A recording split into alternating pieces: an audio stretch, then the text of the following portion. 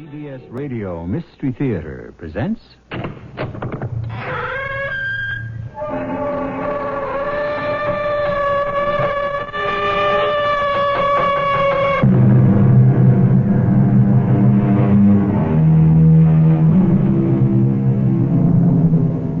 Come in. Welcome. I'm E.G. Marshall. You ask what a nice girl will do, she won't give an inch. And you know who said that? The Roman poet Marshall. And you know when he said it? About 2,000 years ago. Which proves that nice girls have always had their problems, especially when it appears they will have to commit a murder. What did I ever steal from you? You stole what was more important to me than anything in the world. What? What did I ever take that was yours? You stole my life. Oh, you're crazy. You are living my life.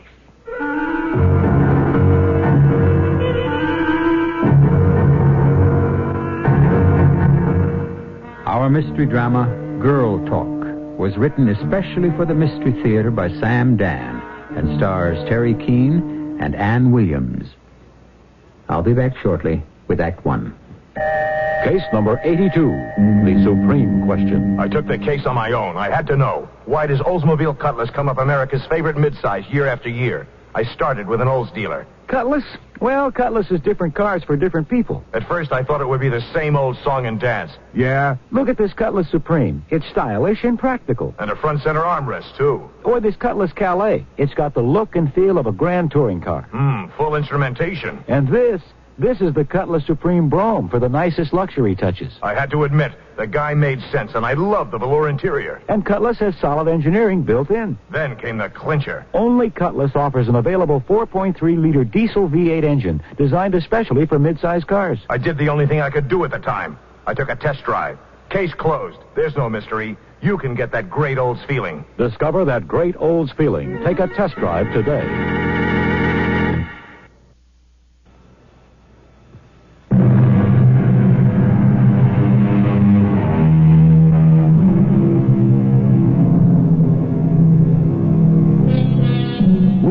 That we ought to forgive our enemies, but we do not read that we ought to forgive our friends.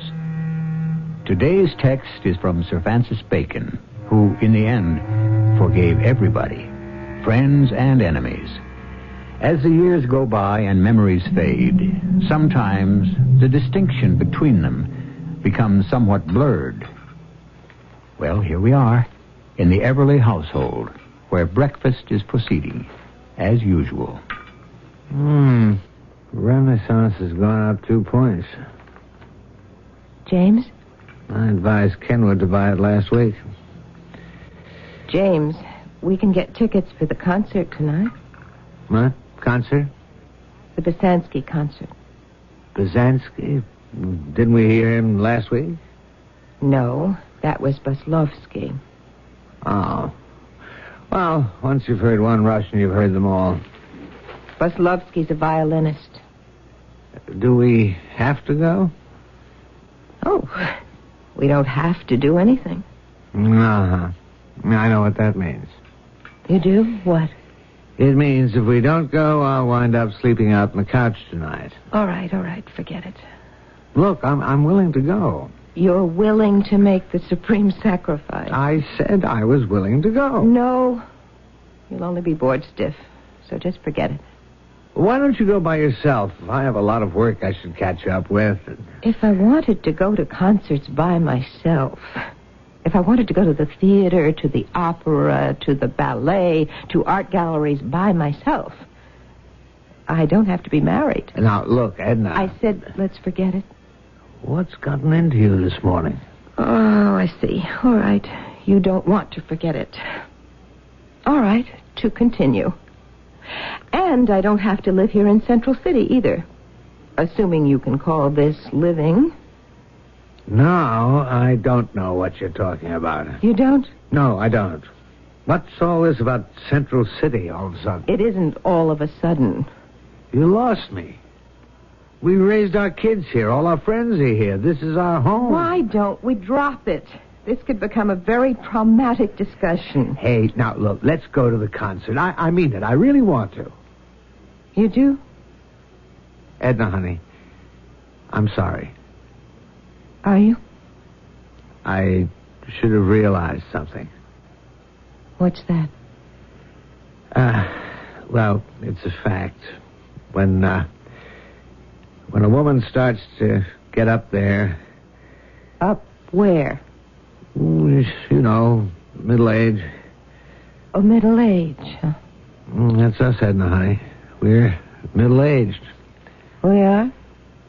You can blame old Mother Nature, but when a woman reaches that time in life where things change inside, she really can't be faulted for feeling fretful and nervous. And even a little bit ornery. Edna, honey, I understand. That's extremely perceptive of you. Oh, you women. Even under normal circumstances, nobody can figure what you're all about. So naturally, at a time like this... Naturally. It's my job to see that you don't get all upset over trifles, to give in to whatever whims you may have, for whatever reason you may have them. It's like years ago when you were pregnant. And so you think I'm just being silly, like a woman. Edna, honey, that's your privilege. Thank you, James. And we are going to that concert tonight, and I am going to stay awake. Will you? Yes. And I'll tell you something else. I'll even enjoy it. That's marvelous. I am going to have a good time, even if it kills me.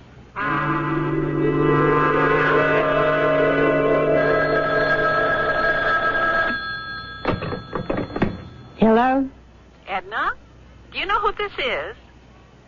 Do I? No, yes.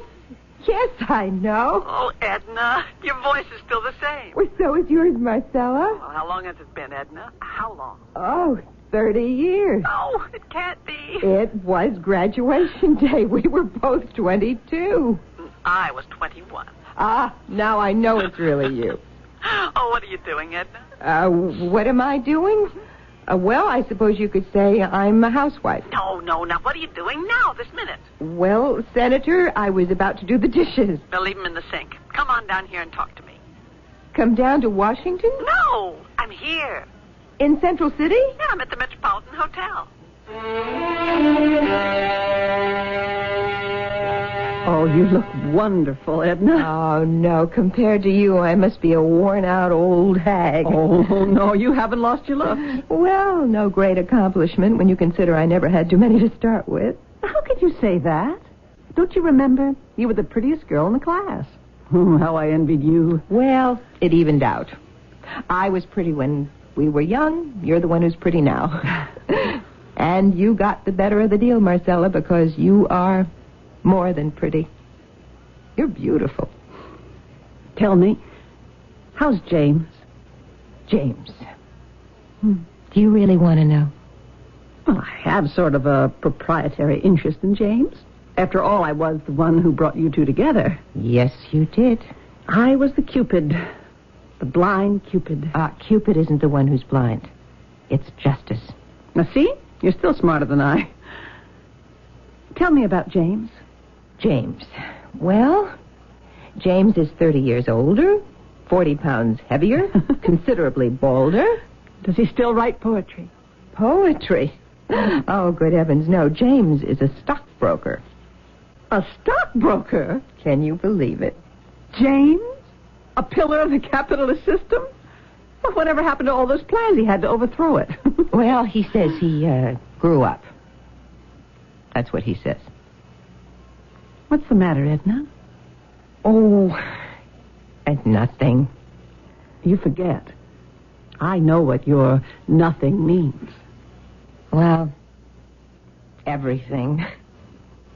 I don't know. I suppose just seeing you has made me realize it. I've thrown my life away. No, it's true, isn't it? When we were in college, I was the one who was going to set the whole world on fire. Come on now, nobody ever really sets the whole world on fire. Oh, but I wanted to do something. Why didn't you? I don't know. You get married and you fall into a kind of well, it's a net. You're enmeshed suddenly by the problems of other people, your husband, your kids. But those are the people you love. Well, that makes it worse. You can never fight your way free, and so you yourself, you just get lost, you drown, you... Oh, hey, come on, let's cut it out. I didn't come here to sing the blues, to weep on your shoulder. No, go right ahead. It's like old times. But why are we talking about me? You're the important one. Why didn't we keep in touch with each other all these years? We swore we would. We were busy. I'm chairperson of the Senate Subcommittee of the Environment. We came to Central City to take testimony. All I could think of was the fact that you and I could get together again. Oh, it's good to see you, Edna. I've been following your career. You never married. You really can't have both. I don't care what anyone says. Something has to give. Somewhere. A woman has to choose. I did. You did, too. Only because you introduced me to James Everly. If I hadn't met him, why... Oh, you would have met someone else. No. He was the one. The only one. Well, I still say you'd have found someone else. People always do. You didn't. I wasn't looking. Oh, Marcella, that isn't true. Everyone looks. It's just that you never met that certain person who could set you on fire. You know, you always use that expression about fire. Well, that's what love is. A fire in the heart. It consumes you. Anyhow, you arranged my fate that night. You said, Edna Lewis, meet James Everly. Well, anyhow, I can't get over you, Marcella. You are actually one of the most important women in America. Oh, excuse me, Edna. Hello? Who? Oh, well, I'll get back to him. I'm busy. And hold those calls for a while. Right. Look, I don't want to get in the way of anything important. That was the chairman of the National Committee. I was just using you as an excuse. I don't want to talk to him right now. Does he want to know if you're thinking actively about the presidency? Well, that's a very good guess on your part. Well, there's been talk in the papers. It has to come sooner or later. A woman who's a serious candidate. All the signs point to you. And all the thing to do right now is just sit back and smile and wait and see. You, Senator Marcella Borden. We used to wear each other's clothes. We shared everything, didn't we? Even our dates. Except the last one. I told my secretary no more calls, so if he's ringing, it must be something important. Yes. Who? Oh, all right. I'll be there. The hearing's been moved up an hour so that old Senator Cataract can fly back to Washington to vote on his project. Oh, it's been so good seeing you again, Edna. Listen, do you suppose you could have dinner with us tonight? No, we're leaving early. We have to take the testimony on the West Coast in the morning. Well, on the way back, perhaps. I won't be coming this way, dear. I'll be going to Japan and from there to Vienna and then home to Washington. Oh, goodbye, Edna. As once again you step back into your busy, fascinating, and important world. Well, now, what does he want now? Yes. Marcella. Who is this? How did you get on this line? Well, the president of the phone company here is a golfing buddy of mine. It's no problem. Is this James? And how are you? I'm just fine. I heard you were in town. James, light of my soul, love of my heart, spirit of joy, never depart. Remember. Now, what's that? The beginning of a poem you once wrote. Well, don't let word of that get around. Folks think I was a wild-eyed radical. Whoa, but James, you were a wild-eyed radical. Well, that's what you're supposed to be when you're young, but you outgrow it. I wish you'd get married, Marcy. Ask Edna. It's the only way to live. All right. I'll ask her. Goodbye, James. Marcy, before I hang up, I never had a chance to tell you, but I owe you everything. What are you talking about?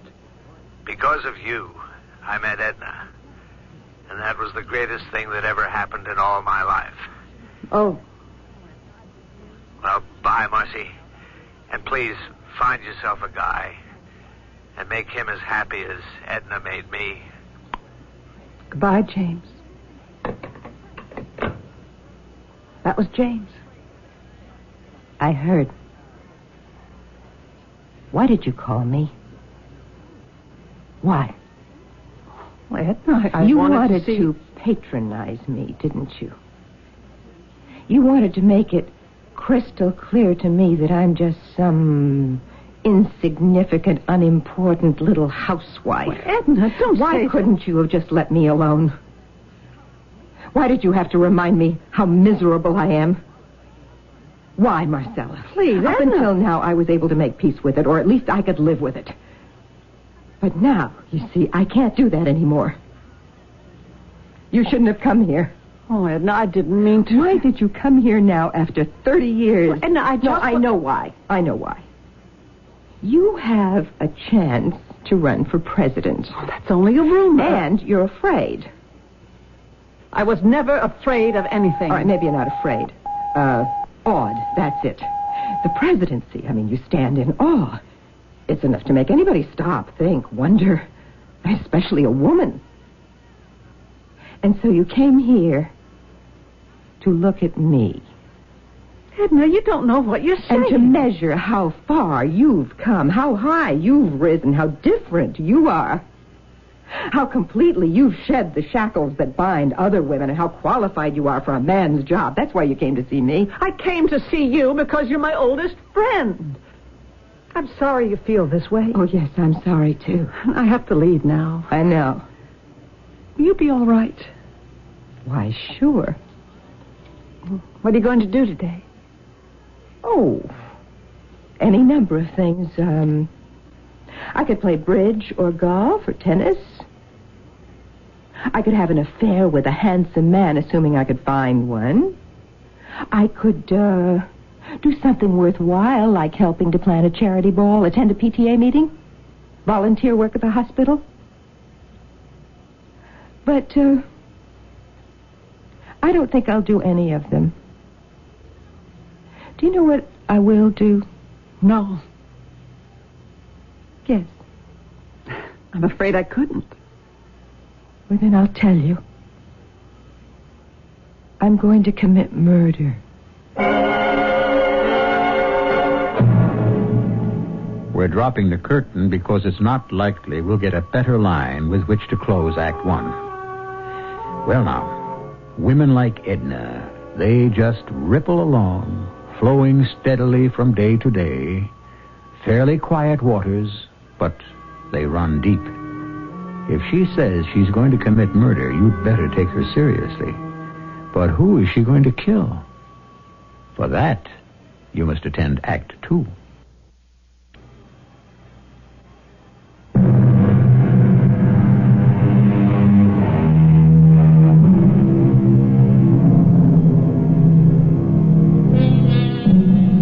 Murder. To most of us, the prospect is as remote as the planet Mars.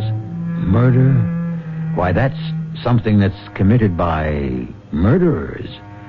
Depraved assassins who perform the nefarious deeds in secrecy.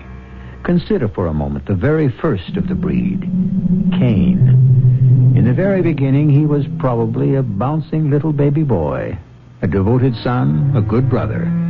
But as time went by and situations changed, well, one thing led to another. What did you say, Edna? You're going to commit murder? That's right. Well, that's the most ridiculous thing I ever heard you say. Do you know who I'm going to murder? Look, Edna. You. Marcella. You. Me? Yes. Edna? Edna? Is that all you have to say? You mean you can't think of anything else? Don't tell me you're at a loss for words. Listen, My goodness, when we were in school, you were always like a chirpy little chipmunk. Oh, you were bright. Yes, you were even witty, but still it was merely girlish chatter. It wasn't until you grew older and presumably wiser that you developed true eloquence. Edna, I wish they listened to you, spellbound. In the hallowed halls of the Senate, you are one of the great speakers of our day. Do you have a speech handy for this occasion? What do you expect me to say, Edna? Well, I don't know, Marcella. I'm not in your shoes. All I can say is I'm sorry you feel the way you do, but right now, you must excuse me. I have to attend a meeting. Oh, I see. I see the problem. You don't believe me. You don't believe I'm going to kill you. You think this is just a conversation?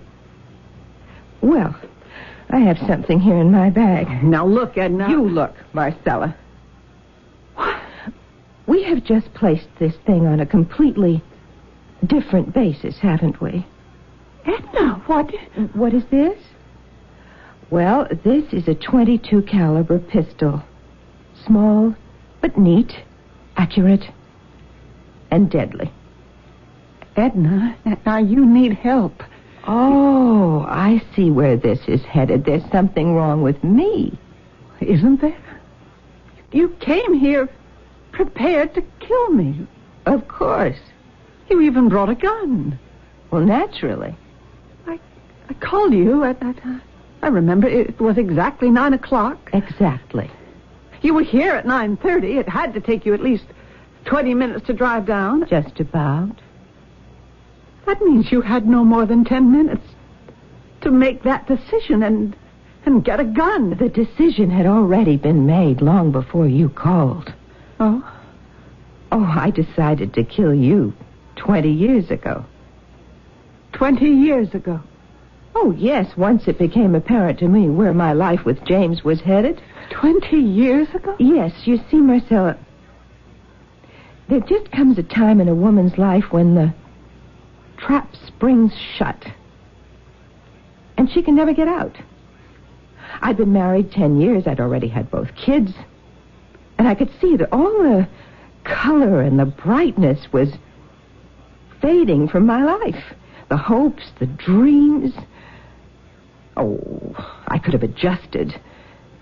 But then I read in the paper, Marcella Borden elected to the Congress. Edna, I know you're depressed. And that was the day I said it for the first time. I could kill that Marcella Borden. Please listen. And I kept saying it through all the years of boredom and of frustration. I could kill that Marcella Borden. So, when you called me today, I was ready for you. Edna, this isn't you. It can't be you. Now, the extra 10 minutes you mentioned, I needed them to find the gun. Edna, now, putting this thing on a practical basis. Suppose you do kill me. They'll trace the gun. Oh, no. You see, it belonged to my mother. Your mother? I bet that caught you completely off guard. Oh, yes, my mother. That frail, wispy, almost ethereal little lady. What would she be doing with a gun? Edna, I'm trying My father was on the road a great deal, you see. He wanted Mother to feel protected. Edna, for goodness And Mother agreed, provided it was one that was nice and neat and genteel. Edna, now the two of us, we have to... And then when Mother passed away, I wanted to get rid of it, but I just never got around to it. Edna, how can I make you realize... Mother kept it in a bag made of chamois, so it's cleaned, oiled, and loaded. Edna, I have to get to the committee meeting. So what do you think this is? A joke? No. I don't think it's a joke. Certainly, it isn't funny. There isn't going to be any committee meeting. At least not for you. You're serious? You are really serious? Oh, finally, comprehension dawned. You won't get away with it. It doesn't matter. You'll spend the rest of your life in jail. I'm in jail now. Are you surprised? No. Oh. Now that I stop, think, look back, remember, you were always jealous of me. I was always what? I had all the dates. You had all the dates. Is that a fact? How many times did you sit in the room on Saturday night while I went out? Well, you had quantity, Edna.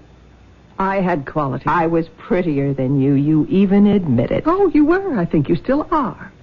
You could never attract any of the really interesting boys on the campus. Why was that, Edna? That is a lie. Is it?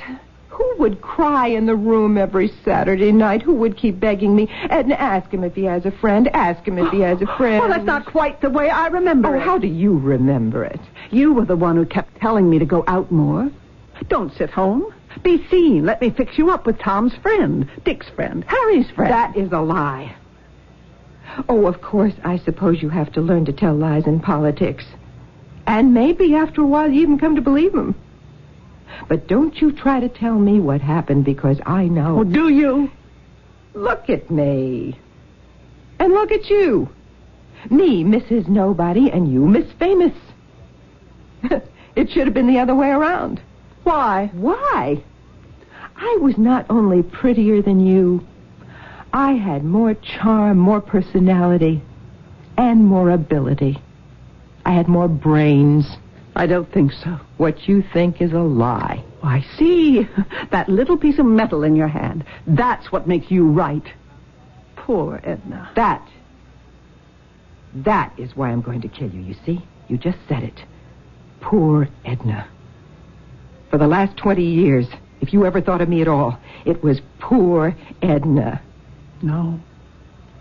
Whenever I thought of you, it was lucky Edna. Happy Edna. Oh, I'm sure. Lucky to be married to one man for so many years. And to a good man. He is a good man. They're the worst kind. They make you feel too guilty to leave them. And you have children. Wasn't it worth it for them? It wasn't worth it for anybody.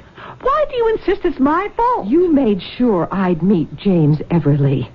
You knew I'd forget about everything else except James Everly. Never care about anything else except James Everly.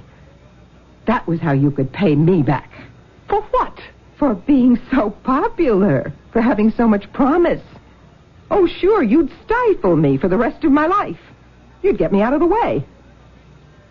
And that's why I'm going to kill you. And then what, Edna? And then what? What will have changed? What will be different? Don't touch it. It's my secretary. I'm late now. He probably wants to know why. And in just a minute or so, he'll come in here to see what's keeping me. Which means you have to kill me now.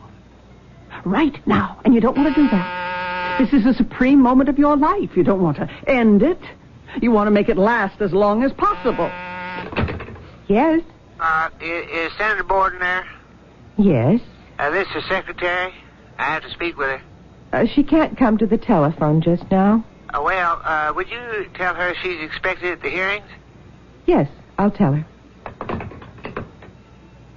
Well, now I can take my time.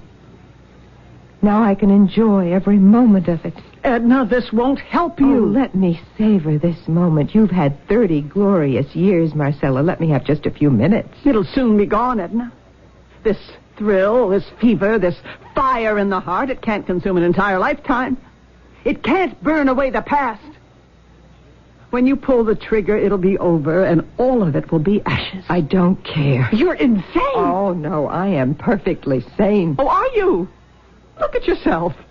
Your face is flushed, your eyes are shining, you're breathless with excitement. Now look. I am calm. I am perfectly cool and in command of myself. Oh, look in the mirror. Look at your face, the face of madness. I've never felt more rational in all my life.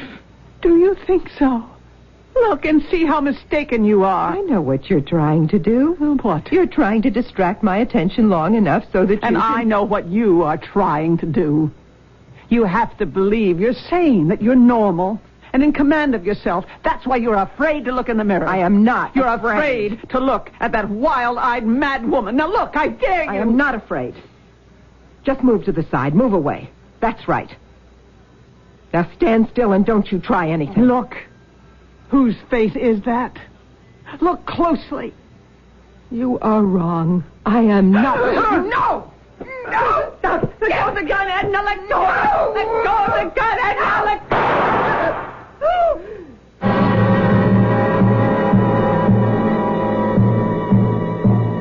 He laughs best who laughs last, said the British dramatist. Or, as it has been also stated, better the last smile than the first grin. Well, murder is never a laughing matter, although it's often a grisly joke. Which of our two ladies will get the point? This is a third act revelation. I know you'll want to be here for it.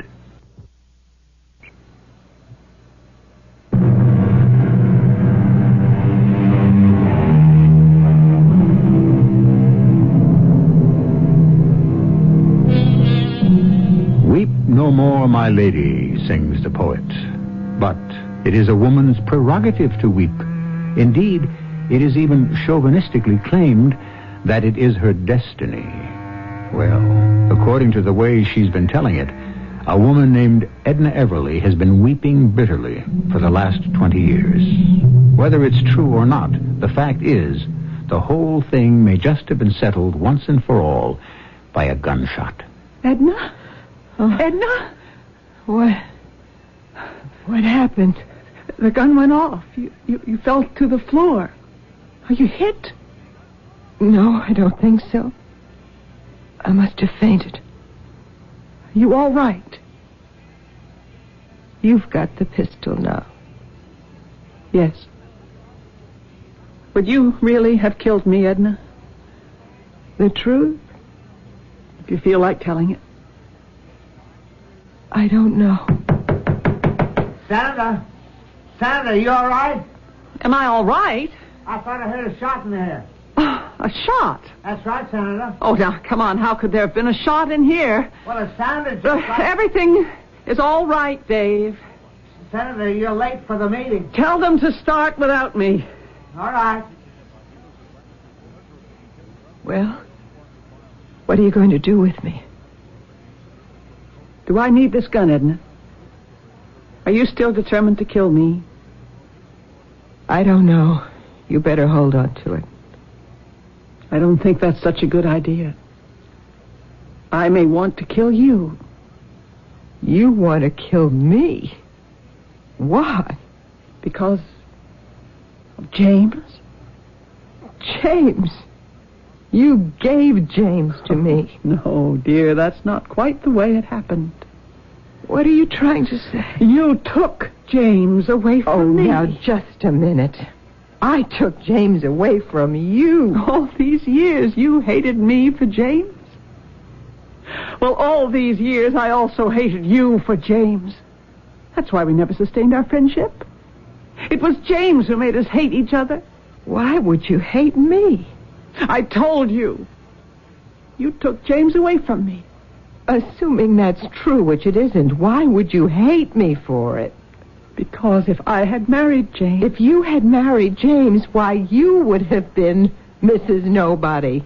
James would have stifled you the way he did me. James would have made me a wife and a mother. Let me tell you, Marcella, you haven't missed a thing. I missed a great deal. You take it from one who knows. Oh, how do you know, Ed? I know I missed out on the world. But you didn't miss out on love. Love isn't everything. You can only say that when you've got it. I'll never know love, Edna. Certainly I'll never have children. Who says you can't fall in love? I did fall in love once. With James. It won't happen to me again. Why not? Because there's no room for it, no time for it, no heart for it. I must be alone. No matter how high I go, I'll be alone.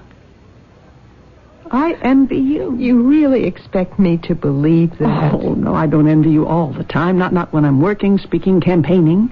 Not when the adrenaline is flowing. But at night. At night when I'm alone. Are you telling me there have never been? There are no men? Oh, yes, here and there on occasion, discreetly. But that's when I'm more alone than ever. And when I hate you the most. I'm sorry. Are you? Really? Yes, Marcella. Really. Maybe you'd better hold the pistol. The way I feel about you right now, I'm not sure I can trust myself with it. you would have been satisfied with a life like mine? Not completely. No more than you are. But at least I wouldn't have been lonely. Why do you insist I took James away from you? Because that's the way it happened. But I don't remember it that way at all. I know how you want to remember it, how you want to think it happened so you can make a case against me. But the split second you saw him, you decided you were going to have him. You even broke our code. What code? The agreement we had. If one of us said, lay off this guy, I'm serious, it had to be hands off for the other. I don't remember that you ever told me. Remember that Friday night, Edna? We were sitting in the Rat. Remember? Yes, I remember. It was the night you met James. The night you broke the code. The night you took him from me. I did not take him from you. Yes, you did. Remember how it happened? Oh, he's here, Edna. Who? The guy I've been telling you about. The tall one. At the bar.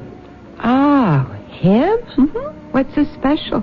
I love the color of his hair. Well, he's all yours. Good, because I was about to invoke the code. No problem. He's simply not my type. Fine. In that case, we'll introduce you. Oh, he's coming over. Gee, you know, it might be fun to tame him at that. Hey, lay off. Of course. Hi, Marcy. Hi, James. Edna Lewis, meet James Everly. Hi, James. Hi. I thought you'd be studying tonight, James. Don't you have an exam in economics tomorrow? Well, I sat down, I opened a book, and then I said to myself, what's the point in studying this kind of economics? We're going to have a revolution, and it'll all be obsolete. When is this revolution scheduled to take place? Soon. Well, if it doesn't happen before the end of the semester, you're going to flunk the course. Well, talking about flunking a course, Edna, don't you have to study for English Lit? English Lit? The poets, Keats, Shelley, Byron? The names sound familiar. How do you like that? No, she's putting you on, James. They were important people. Is that a fact? They were not only poets, they were revolutionaries. Really? Sure, Byron died fighting for freedom in Greece. Oh. Edna, you knew it all the time. Tell me more. Look at what time it's getting to be. Oh, time is relative, as Mr. Einstein said. Oh, I adore Mr. Einstein. Do you know anything about him? E equals MC squared. And what does that mean? Well, I guess it means the end of the world. Well, it'll be the end of a lot of things if we don't get back to the dorm. It's almost curfew. I understand you write poetry, James. Doesn't everybody? Oh, of course not. I think I know what James means, Marcella. You do? You know, I don't suppose we're aware of it, but every time we have a beautiful thought, why, that's poetry. I never heard anybody say it better. I guess not.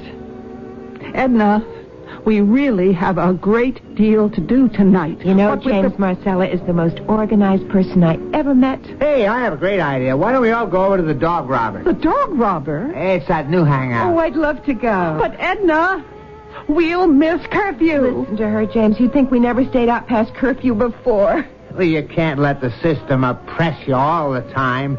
Besides, tonight is poetry night at the dog robber. Oh, it sounds wonderful. Really, Edna, we do have a great many things to do. Yeah, but those are all mundane things. James, are you going to read any poetry? Absolutely. Marcella, you'd want to miss it? I didn't What are say you going to read, James? Well, this is the latest thing. It goes, light of my soul, love of my heart, spirit of joy, never depart. That is truly magnificent. Oh, don't you think so, Marcella? Well, The rest of it.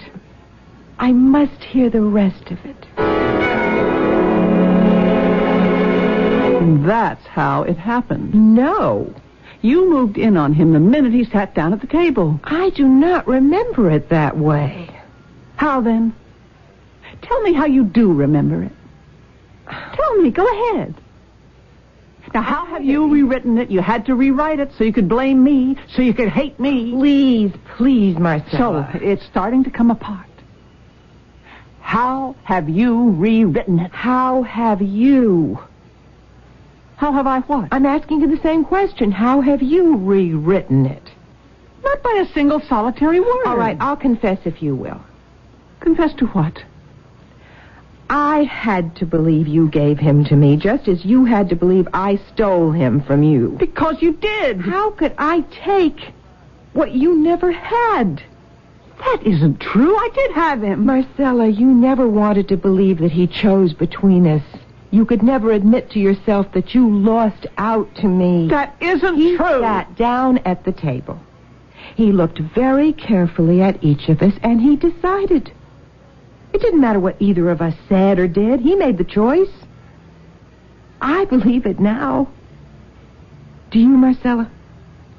I don't know what. All these years, neither of us could recognize that very simple, basic truth. Each of us had to construct a fantasy, a lie, because each of us needed it. I needed mine for the boring days. You needed yours for the lonely nights. Yes. Oh, Marcella. Can we be friends again? Am I still invited for dinner tonight?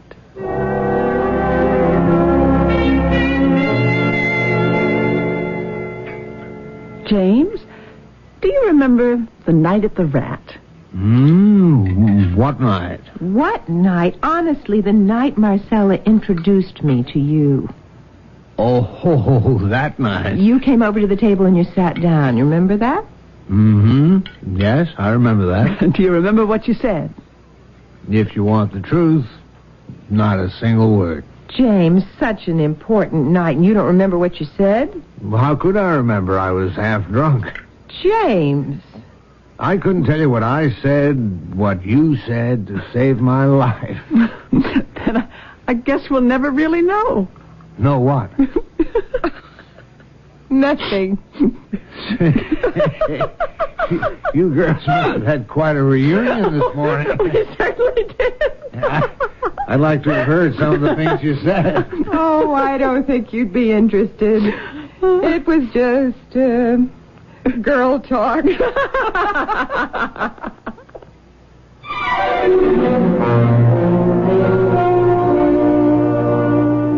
Girl talk. Is that what the girls, the ladies talk about? Obviously, there is a great deal about women that we men simply don't know about. Of course, to balance the equation, there's also a great deal about men that women don't know about. But if you wait a few moments for me to return, you may know a little more about both.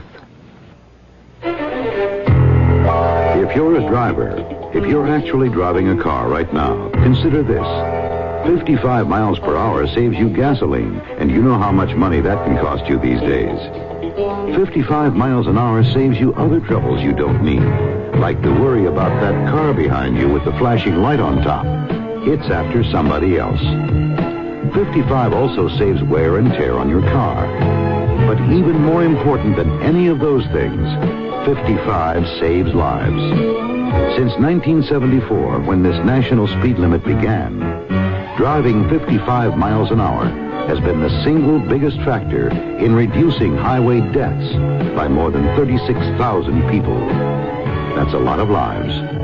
So check your speedometer frequently. And remember, 55 saves lives. One of them could be you. A public service of this station, the U.S. Department of Transportation, and the Advertising Council.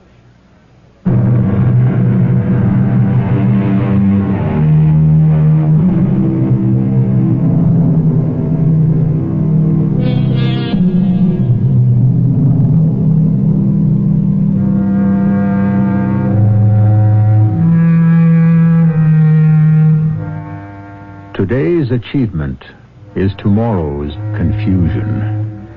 Which means what? Well, if you look back on any event, after time has left the mist of years around it, so many of the details become blurred. So many of the facts become elusive. What was once solid stone is now shifting sand. And what is the result? Nobody really writes history. Each of us, in his or her own way, rewrites it. Our cast included Teri, Keane, Ann Williams, and Robert Dryden.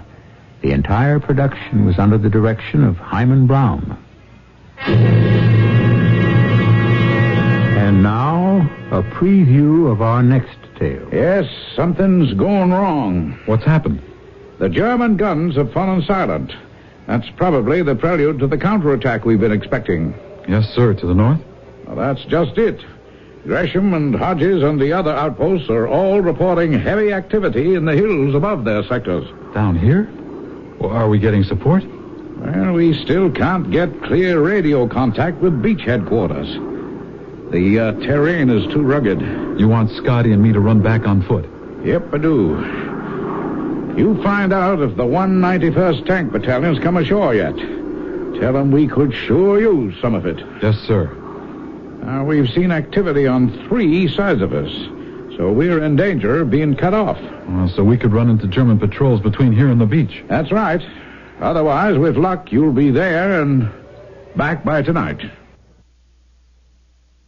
This is E.G. Marshall inviting you to return to our Mystery Theater for another adventure in the macabre. Until next time, pleasant dreams.